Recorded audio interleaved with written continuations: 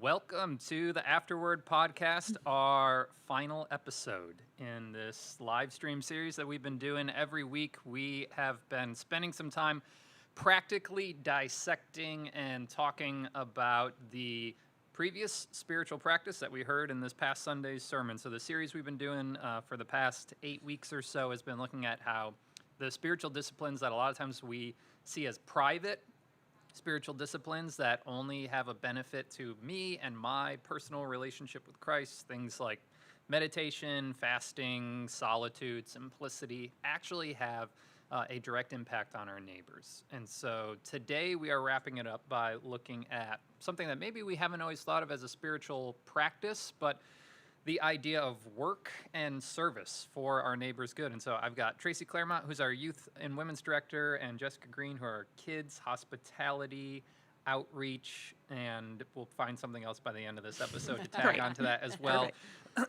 Director, sewage plumbing director. There you go. So, yes, Too soon. Too soon. In case you're wondering, the branch had a sewage overflow, and it mildly smells like fecal matter in here, but pumpkin spice and pumpkin spice to cover it up. And that was after. Then we had a roach nest that we discovered under one of the toilets. So it's been a fun week here at the branch. So today, though, we're going to talk about work for our neighbors' good. This on the sermon this past week. One of the things that I talked about was how the Christian concept of work isn't something that, in the modern view, we solely do to find personal happiness, fulfillment, gain social status or power or material wealth. But the Bible actually frames that it's primarily something we do to worship God and to serve our neighbor. And that's radically different than the way as modern people we think about work today. And so we wanted to talk just a little bit practically about what does it look like to work for our neighbor's good. We've got 3 people here who work in ministry, but what are some jobs you guys have done that we can maybe frame the conversation in? We'll talk about some of how this affects us in ministry, but what are some work or jobs that you've done outside of ministry that would also kind of help frame this conversation for us? I worked for a few years doing college and career workshops with high school students. I've also worked in retail for many years and as a waitress for a while. And you were a business owner of your own Etsy shop. Oh, I forget that. Yeah, I did do that too. Yeah. Awesome. Tracey? Several things. I was an accreditations counselor for the American Culinary Federation for a little while. So that was probably my most businessy job. Mm-hmm. Also been a wedding planner. I've also been a soccer coach. So those are probably my longest term non-ministry jobs. Yeah, that's awesome. Yeah. I did in between ministry positions about 6 months as a grocer at Trader Joe's, the best grocery store in America, and loved it. But post-college for me, the last 10 years have been just in full-time ministry with a little stint at in between. That's not true. During graduate school, I worked at a coffee shop as a barista, and then also was a doorman at a luxury high-rise condo building. I did not know that. Yes, so a lot of stories there. Professional athletes, the vice president of Miller Brewing Company lived there. Lots of interesting people who were a part of that small little community that we could talk about some other day. Can we do a whole podcast on that job? Yes, yeah. It basically gave me like a lifetime's worth of sermon illustrations, so... That's amazing. Yeah. How have you guys, Jessica, I know you grew up in the church. Tracey, you kind of grew up going to Catholic church nominally, yes. But for all intents and purposes not. Correct. But at least having some sort of interaction with Christianity. Mm-hmm. I grew up in a church context in upstate New York as well.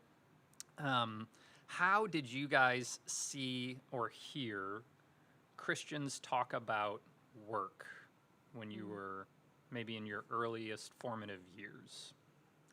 So I did not actually grow up in church. I didn't start going to church until I was a teenager. I'm sorry.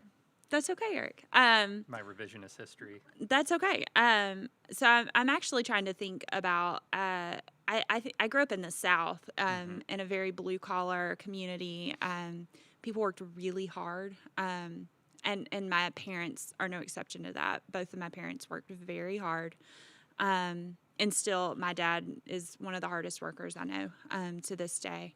I think work for me was framed as not by the church per se, but work was we all do our part. You know, if you want certain things, if you want a certain lifestyle, you work hard, and the American dream is attainable for anyone as long as you work hard enough. And so if things are not if you're not in a position in life that you want to be, you're probably just not working hard enough. I would say that's the general, I would say community-wide. That's the idea that I grew up around. And so, which there's some truth to, and probably some not truth as well. And Yeah, so, absolutely. for sure.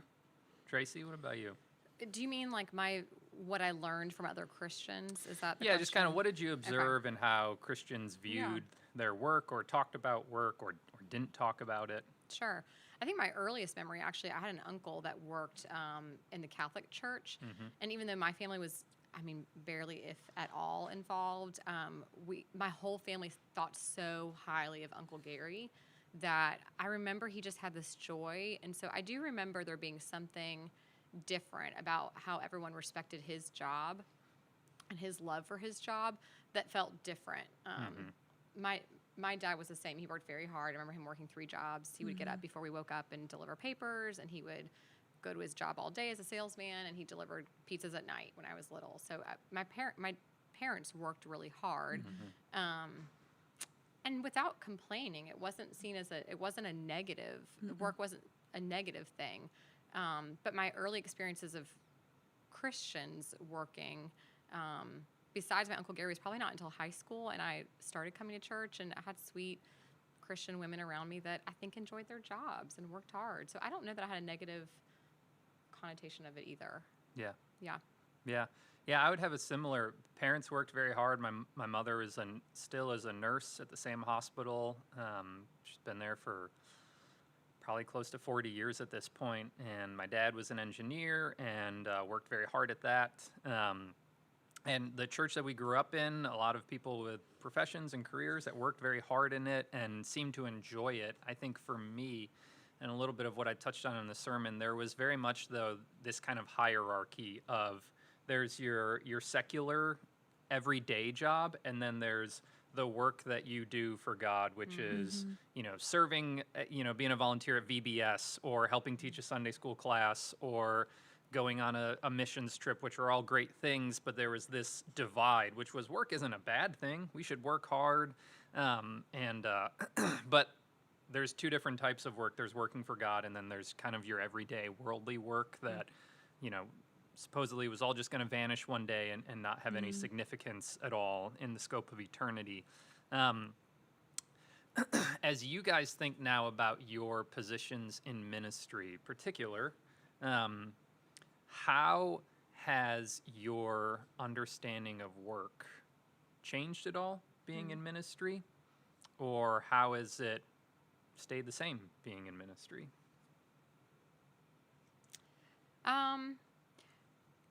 So I started my first ministry job when I was 19. I took my first youth job. And so and really in between is just when I've had other jobs and sometimes overlapping. So I feel like I'm grateful for my parents that I feel like really did teach me to even enjoy work. I feel like my dad did a good job of, I don't even know if he ever liked his job. I have no clue, which is sad to say. But I know he did it willfully, like very much so for our family. So I think early on when my parents, at least to some degree, they had no idea what I was doing when I signed up for youth ministry. They thought I was like volunteering for VBS, I think.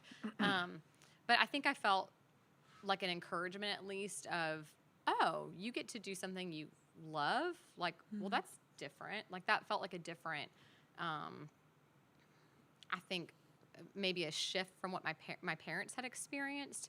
So I remember early on being grateful that I got to do something that I loved. And I know plenty of people love their jobs that aren't in ministry also, but I just remember feeling like, oh, what a treat that I get to do what I would want to do anyways if I didn't need a job. And I've experienced that a little bit in my non-ministry jobs as well. Like wedding planning is been really fun on the side when I've gotten to do that because I get to be with people and I like people. And one of my jobs, I remember briefly that I had that was not in ministry and I also did not love. It was the first time I think it really shifted my perspective of, oh man, I can't believe so many people really do genuinely go to work and do it as a service to their family and their community. And maybe it's not something they're passionate about. And it just, I think, and to some degree, made me more aware and probably was very humbling that I have had the opportunity to have jobs that I've really been grateful to be doing what I love to do. Yeah. Not sure if that exactly answered your question. Yeah.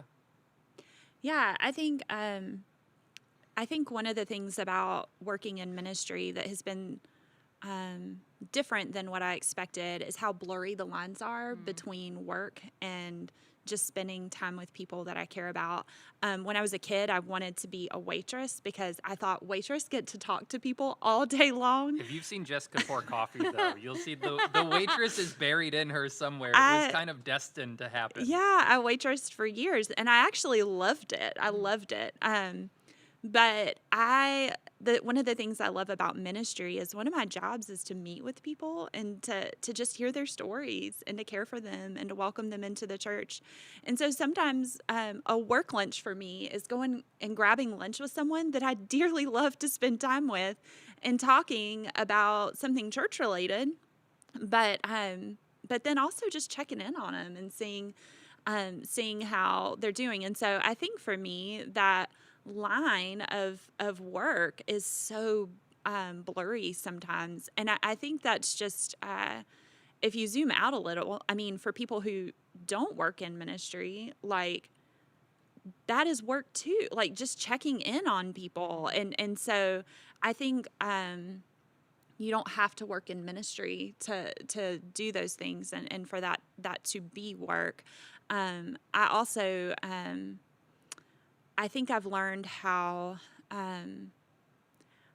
one of the biggest things for me is that idea of God equipping the called, not calling the equipped. And so in my work, I very rarely feel like, yes, I've got this. So like at the beginning of this pandemic, when we had to learn how to pivot to online and I had to figure out how to run a kids ministry online, and no part of me felt confident in that. No part of me was like, yes, I finally get to use all of my skills in video editing and filming and, teaching kids from afar. And so, but God equipped. He gave us the tools that we needed and we learned and we figured this out as best as we can. And it's not perfect, but God has equipped us as we go. And so, and I get to see that play out too, just in ministry when I ask someone like, hey, do you want to teach in Cross Point Kids? And they're like, I can't be a teacher. And then we walk through what the process actually is. And I'm like,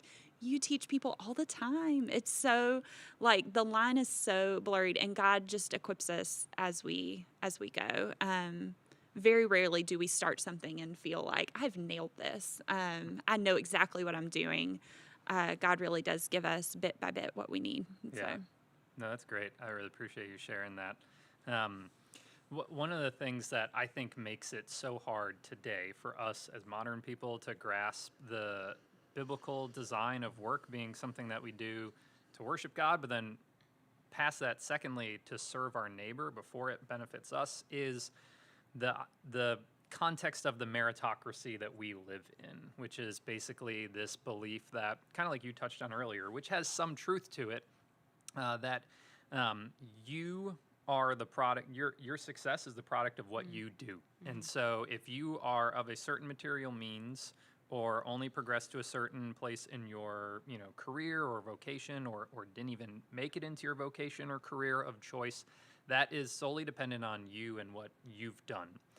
And so if someone hasn't reached a certain material means or hasn't progressed to a certain place in their career, we think, well, there's something probably wrong with them. They just lack the skills and the just kind of relational savvy that successful people have and really have made it to where it's an embarrassment today to not be individually successful.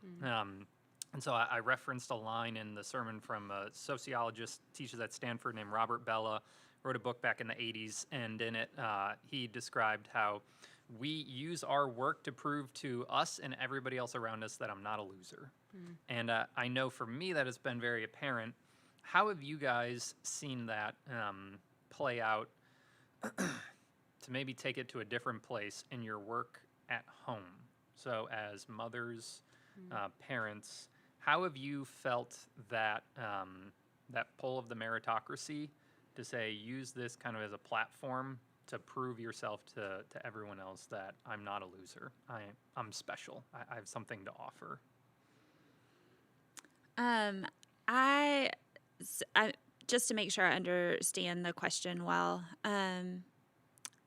So what comes to mind for me is making sure that my children are well behaved and well kept and well groomed and clean and have matching clothes and are eating snacks on a schedule that are not packaged. And I mean, that's what comes to mind for me, is just that pressure that we feel in this day and age to feed our kids well, to make sure they're well educated and well mannered, and to do it all while looking the part as well.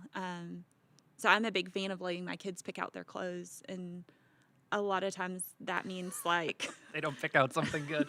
no, I mean Not even close to matching. yeah, you kind They of do get Yeah, yellow striped shirt and with yellow. plaid shorts. I know, yeah, and- we're in the it's monochrome all the way, and so I'm They gonna wear my match. black shirt with my black pants and my black shoes. Or That's my one way to personal do it. favorite is highlighter yellow with highlighter yellow Yes. shorts and highlighter yellow socks up to the knees. And so yeah, and so I think some people could look at He's that. just putting safety first. I mean, he'll never get hit by a car. I think some people can look at that and, oh my gosh, have you not taught your children? I don't know. I just think that constant pressure to live up to and to be at a certain standard in the home, while also, Tracey and I have talked about this a lot, while also still being working mothers and, to do it all. And in our current state with fewer resources. And so Yeah. I am my kid's teacher right now. And so whatever that is, it's hard. It's Yeah. really hard. Yeah, it's a lot of work. But I don't know if that answered the question. at No, all. it absolutely does. Okay, perfect. Will you give that was different than I read the question, but I loved your answer. But will you recap the question, please, to make sure Yes, I'm yeah. tracking? How have you, so in just kind of our modern age, we use work to prove ourselves to the people around us. So we gain our self-worth in dialogue with the most significant people in the most significant arenas in our life. And so our work, whether it's in a job setting like you guys do here at Crosspoint, or whether it's in the home as mothers and parents, oftentimes gets kind of co-opted into us using it to build up our self-worth and to prove to other people around us, I'm not a loser. I'm a successful person. And so how have you seen that pressure maybe play out in just your home life and Sure. your role and vocation as being a parent? Yeah, I mean, I think, initially what came to mind is honestly more how I see it played out with my own struggle in my identity or my reputation as someone who does work outside of the home. I think at home, I would echo a lot of the things Jess said. I think just that constant struggle of even maybe my own worth. Sometimes when I misplace it and I forget the gospel and forget that my worth comes from Jesus and who he says I am, and that I will never be a perfect parent and I will never be a perfect wife. I do feel this pressure, even maybe with my kids, to not disappoint them. Even my kids, earlier this morning we were standing in line somewhere and my kids started to whine and, we're having a hard time and feeling that pressure of, I want you guys to understand I'm doing the best I can. I also want everybody else in the target line to know I'm doing the best I can. And that I didn't forget to feed you this morning, even though you're very loudly telling everyone that you're hungry. And that I think sometimes just even feeling that, maybe that pressure, that need to explain myself, that I'm juggling a lot of things and I'm not just like a loser who's forgotten to parent. that's true also. I mess up all the time. Right. But I think even trying to like wrestle through not trying to need my identity for my kids to give me my identity, to not suck the life out of them because I need their approval. Yeah. But that's hard. And my kids are little. I can't imagine I'm just going to automatically get better at that. Mm-hmm. But it does make me see my need for the gospel to be reminded of like where my identity really has to lie, or that I'm going to suck it out of my kids. Yeah. And the people around me. Yeah. Yeah. It's, I mean, I hear both of you guys saying there's this burden that you feel a little bit to meet and exceed the expectations that are voiced or unvoiced from the people around you through our kids, which, I mean, I have 2 kids under 2 right now, and I feel that, even though one of them has a rapidly growing vocabulary, but I mean, he's not even 2 yet, and the other is 2 months old, and I still feel a lot of pressure socially in that through my kind of work as a father, prove to everyone around me that Erik is a competent dad. He's paying attention. He's disciplining, but he's not too firm. He's fun, but he's not too silly. He is loving, but he's not just kind of sentimental and, and weak. And it's a lot to try to meet all those expectations.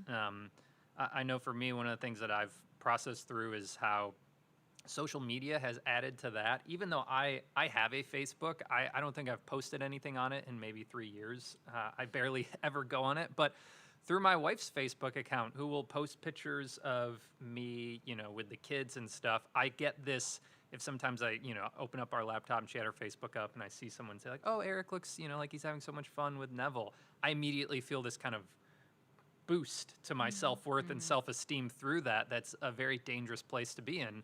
And so finding our identity in Christ is so key in that if we want to use our work as a way to serve other people and not be served by other people and need things from them, it comes from every day rooting ourselves in the grace of God through Christ and his blood and his new life and resurrection for us, that we can stand confident in knowing that we don't have to tirelessly work to meet these expectations, whether that's as a parent or whether that's in the jobs we do right now, and the vocations that we're in. I know I can speak personally in ministry.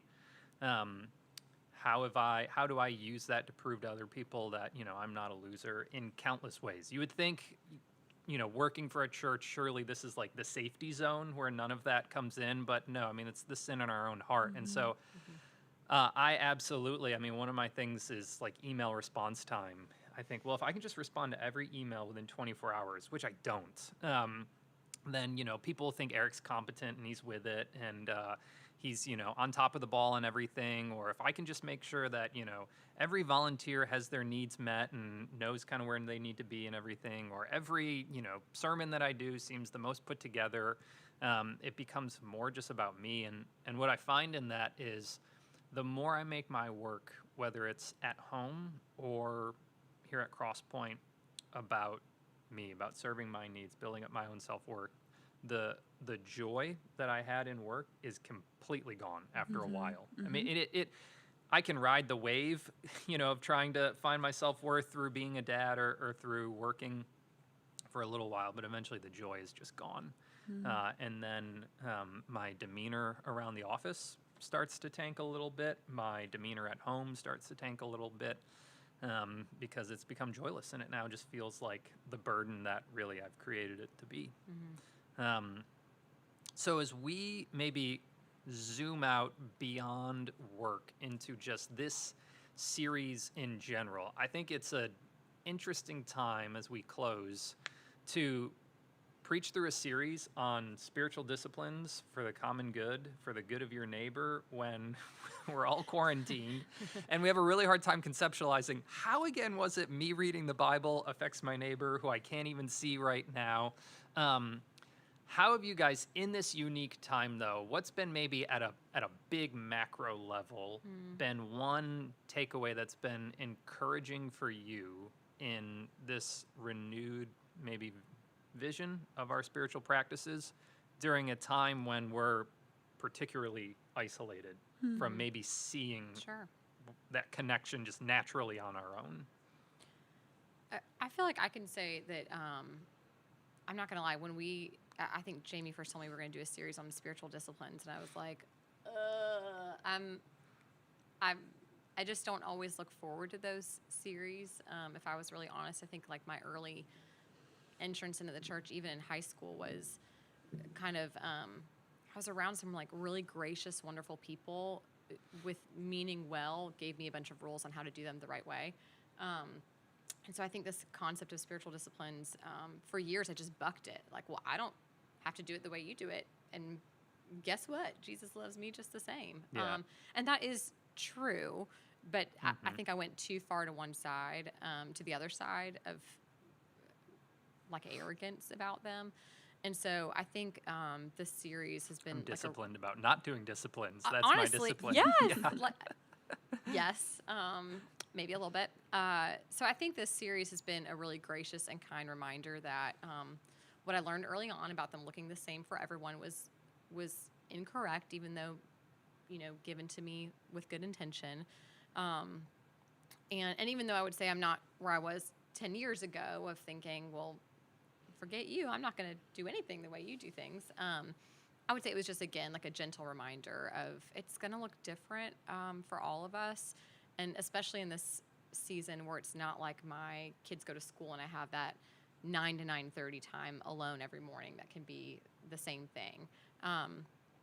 So I think the reminder that to be gracious with ourselves, that it might look different, not only right now, but also just in different periods of time in our life, that it might look different for me compared to what it looks like for you guys, even how we're wired personality-wise.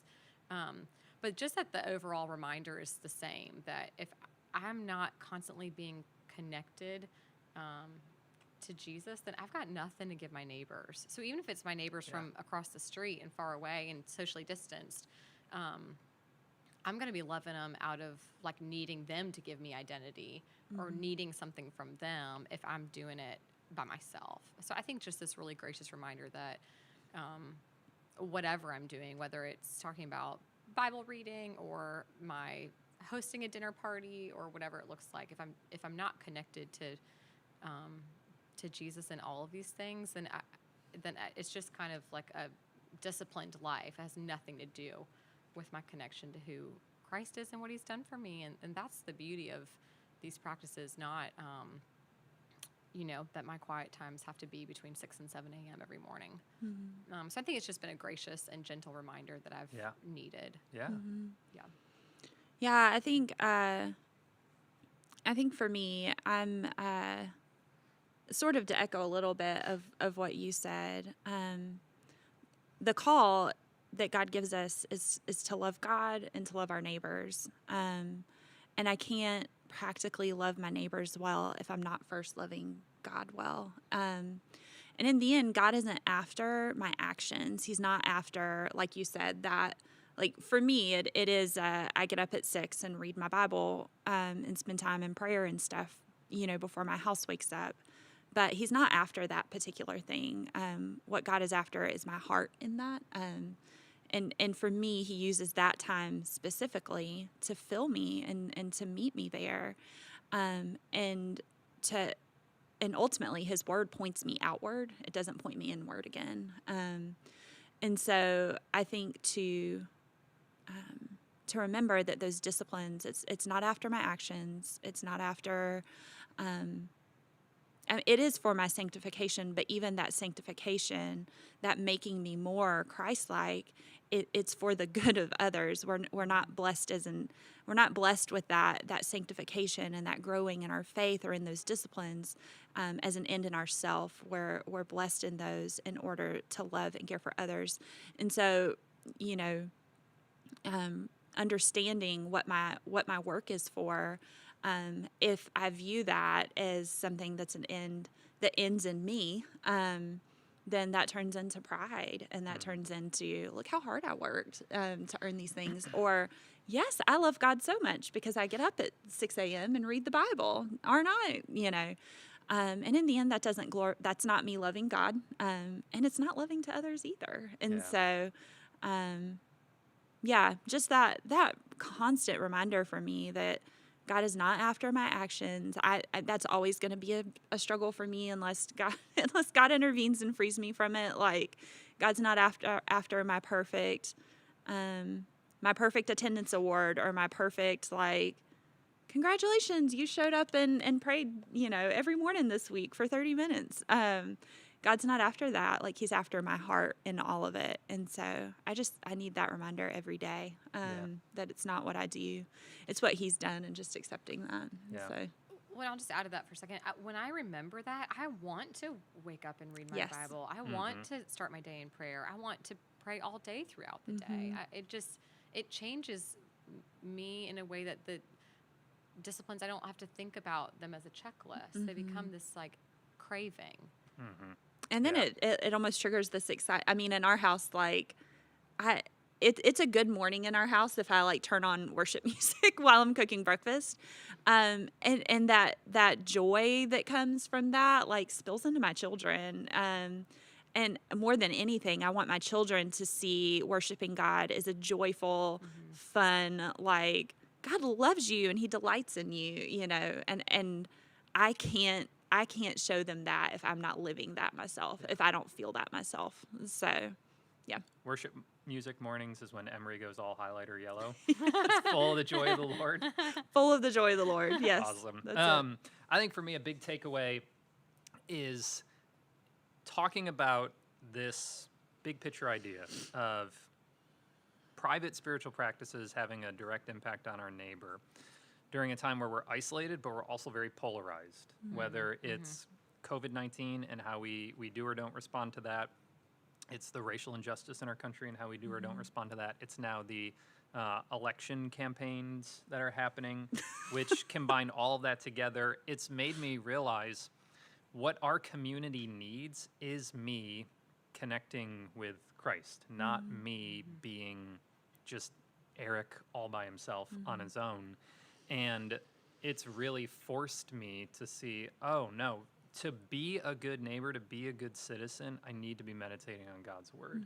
I need to be seeing my work not as something that I just do for me and my own personal fulfillment and happiness. Not that God's against our fulfillment or happiness, but for the good of the person who lives next to me, and really seeing not to sound like we're in a complete crisis right now, but we are in a time where what we need is unity, not division. What we need is Christ and not self.